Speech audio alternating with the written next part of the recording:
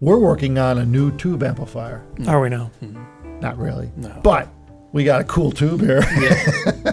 This is a transmitter tube. It's called, what is the number? 833A. 833A.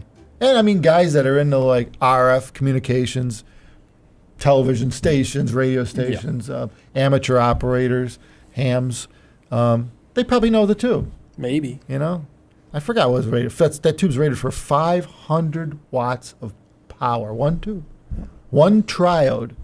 Notice how it's got the big leads going at the top of it just to like give it juice to be able to give it enough Thought it was 100, but voltage. okay. No, I think it was 500 watts. I'm not sure. I think it was 500. It's some number. No, Yeah. the heater's 100 watts. Heater's 100 watts. The Yeah. heater that's Just glowing just right to now. glow, yeah. It takes 100 watts of power just to warm the thing up.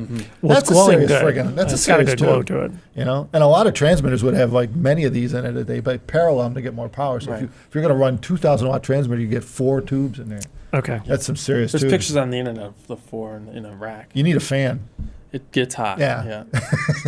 Looks like it. You need a fan with this one, I think. But anyway, so we're not making a tube amp, but we want to talk about tube amps because tube amps are quite popular with headphones. Yeah, they made a bit of a resurgence. A bit. You know, they sort of were a thing because it was the only thing that worked.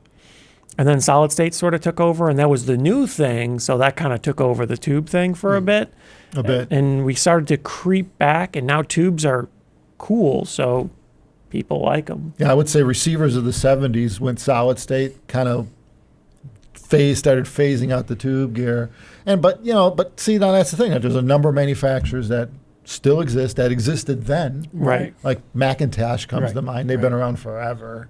I don't know, the 40s they came out, something like late 40s. It's been a while. Been a minute. Yeah, and they still use tubes. And there's a lot of new manufacturers out there. A handful of headphone amp use manufacturers that tubes. only have made tube amps. Yeah. So, and there's reasons for that, which we'd like to talk about a little bit.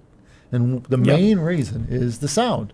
Well, yeah. Okay, it's kind of cool to have. Well, yeah. tubes Aesthetics glowing. are a thing. Tubes There's are cool. two main reasons. Yeah. Okay, what's two? Okay. They can look they're pretty cool. cool. You know, you could see some of these amps, and Yeah. Woo Audio is it? these Yeah. tubes don't really glow anything like that. Yeah, but that's pretty cool. That's pretty that bright. would be a nice amp. Yeah. It would also be a space heater, though. You know. Yeah, and you need 2 of those for stereo. Yeah. Or you got to make mono amps and have 2 amps. But either way, yeah, that's a lot of heat. Yeah, it is. But in the Northeast here in the wintertime, we're in Turn a lot off of, your- a lot of parts of the world. Yeah, and, you yeah, run that. Yeah, why not? You can lower your heat. We probably thermostat. should cover this though, because I've heard people at shows that don't quite understand the purpose of tubes. They're actually required to do the things. They do various bits in the amplification of the headphone amplifier.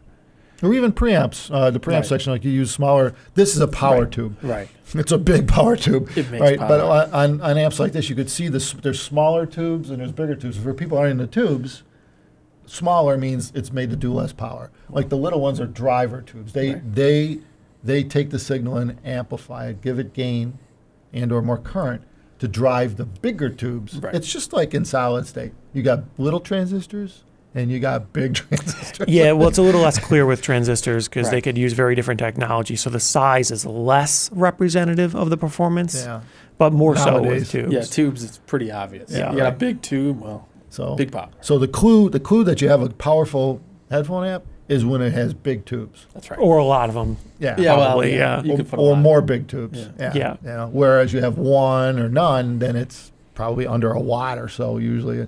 Usually when you have like a bunch of smaller tubes, like these two, if you only have an amp with the smaller tubes, the driver tubes, so they're good for they're usually in Yeah. the milliwatt range. Yeah. Might be half a watt, quarter watt. They're still cool. They still sound good. A lot of headphones will Right. run it, and there's a lot of amps that run tubes like that. But yeah. Anyway, bottom line is the sound. Why do people like glowing glass envelopes with a vacuum inside? Yeah, they kind of have this sound that I guess tube amplifiers are generally known for. They had a little tubey kind of warmth or flare. So it's sort of the same reason why people like something like electrostatics or planar magnetics over other different versions of headphones, because they have a natural character to them that some people just find appealing. With tube amplifiers, usually what people notice is the warmth. Well, and especially if you're like pushing them, they don't clip the same. You know. Yep. So it's soft clip. Yeah, they have like a different harsh- characteristics at the outer ranges of the power delivery of an amp. And that's why they're very popular in guitar amps. Yeah. Because people push the hell out of them, and then they And sound actually all like kinds of they like that distortion. sound. Yeah, Yeah, right. yeah. They overdrive the amp. Right. There's a Right. knob That for could be intentional. Yeah, you typically don't want to do that with solid Now you got state. effects that do that. You don't even need to. Yeah, right. You don't, Well, need, yeah. you don't need it to blow the amp up to do that anymore, right? Yeah, but a lot of people still do. Remember Marty on Back to the Future? Right. Yeah. No, It was like that, That yeah. was a cool guitar amp. Yeah, we always wanted to build one of those, the woofer like that. Oh, yeah. Some people have built woofers like Yeah, that. yeah, they exist. I saw a replica. on It's the very internet. efficient. You probably only need 5 watts. Hmm. Anyway, back to Right. tube amps. The sound of the tube amps is definitely the draw. And I mean, to me, it's if I'm going to listen to like rock and roll or anything really, where you're trying to recreate the space, and the good tubes are really good with spatial information. This little stuff they have, it's like it's missing in the solid state side. It's somewhere it disappears with all the feedback and stuff, and you tend to see tube amps using almost no feedback Right. or little feedback because they're simple devices. Yeah, I guess it's not only the tubes; it's the general design of tube amps is the other thing. You know, it's Yeah. a completely different design to any solid Yeah, state. they're like Right. hand You're wired. not Right. just taking an amplifier and putting a tube in it. The Right. amplifier is designed to work with that, and usually it has a quite different topology. It's designed very differently. Totally. So one of the things most people notice is, at least on a good tube amplifier, you tend to get more of a euphoric type of sound. You get that more spatial energy, I guess you would say.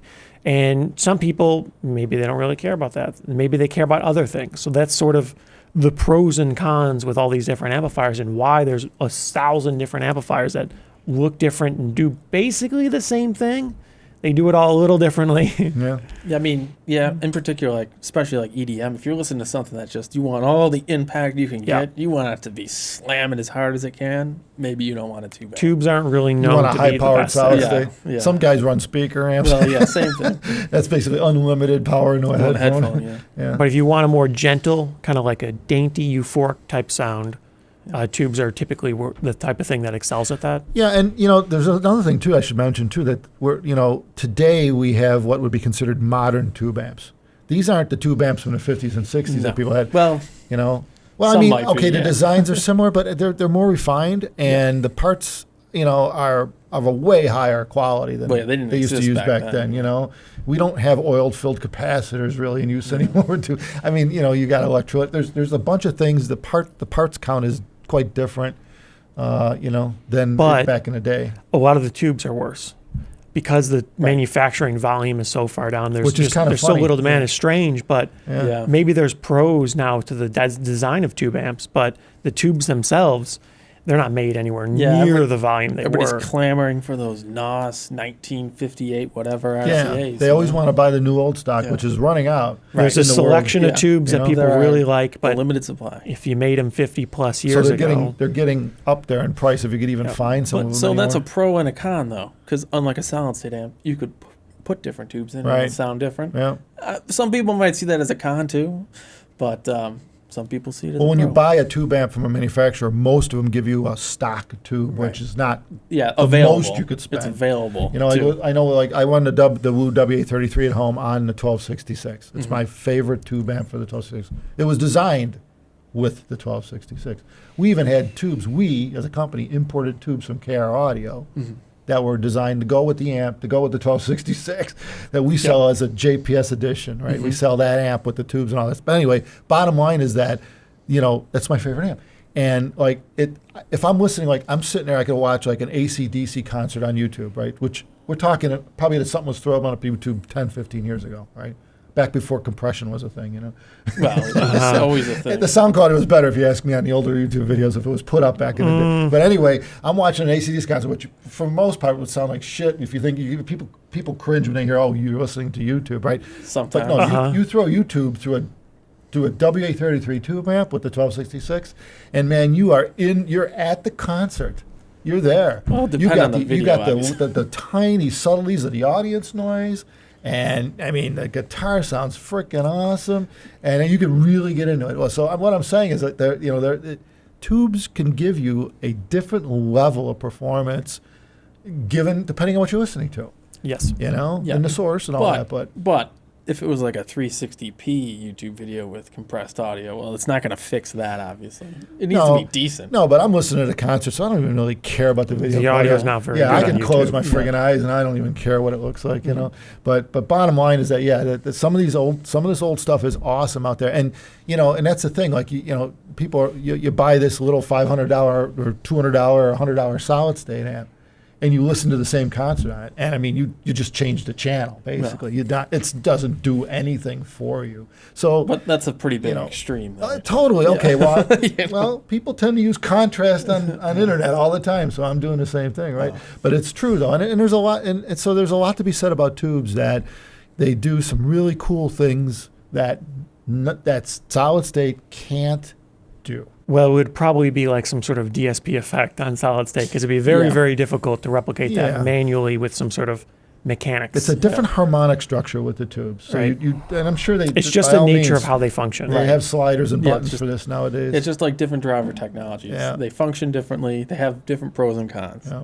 So, But I know the real secret of why tubes work so well. oh yeah. Was that? I don't know if anyone else knows this. Oh, no. I figured it out a long time You ago. better not tell anyone. Yeah, well, tube guys might know, but I'll tell you what it is. Oh, There's no dielectric touching the metallic parts. Wire There's in no a vacuum? insulation inside at all.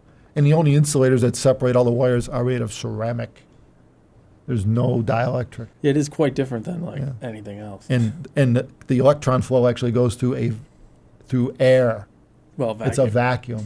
There's not Nowhere. there's not going really. I mean, there are lead wires, but again, there's no insulation on the internal lead wires. So you want it, that to me, like being a cable designer from back in the day, insulations matter. They all have sound. Here you have an amplification device that has no insulation, and that's what it sounds like. And that's why it does what it does, is one of the biggest Well, I guess there's really no other way to do that either. I mean, you need a, People have made cables without insulation, but you Yeah. got to be careful. Yeah, well, that's Especially Yeah. with speaker cables. yeah. I assume that's still a thing, but I remember seeing those. Don't people have like pressurized cable systems to separate They the float them in the air. conductors Yeah. or something? You can twin lead it, just put insulators that keep them separated, Yeah. down Yeah, the pad. that seems a little extra. It's like but- power lines. Yeah. Yeah, Bare yeah. wires. Yeah, there's been novel mean, solutions to keeping two bare conductors But yeah, apart. there's some cons. Yeah, to you doing need, that, you need yeah. mini telephone poles on your floor going to the speaker. Well, that's the key here. It's enveloped in glass. Yeah. It's good. Well, Now, most one of person I know that actually realized that, and there might have been others, but I know Nelson Pass is a good example. He actually made an amplifier that he took the transistors apart and removed the yeah. dielectric from the actual. He left the die there, Yeah. but whatever was in it, I forget. But he thought it sounded better without. decapped. He got rid of all the plastic that he could have. Yeah,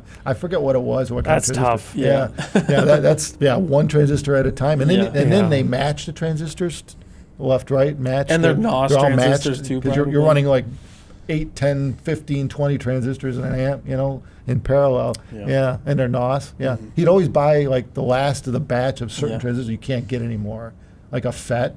And Yeah. anyway, bottom line, he was one of That's very difficult one of the to guys do. that, I mean, you get into it that deep, right? And these are the subtleties of any design. It's just like we do a drivers and planar. It's the same thing. There's subtleties. so I guess you could kind of do it solid state. It's a lot of work though.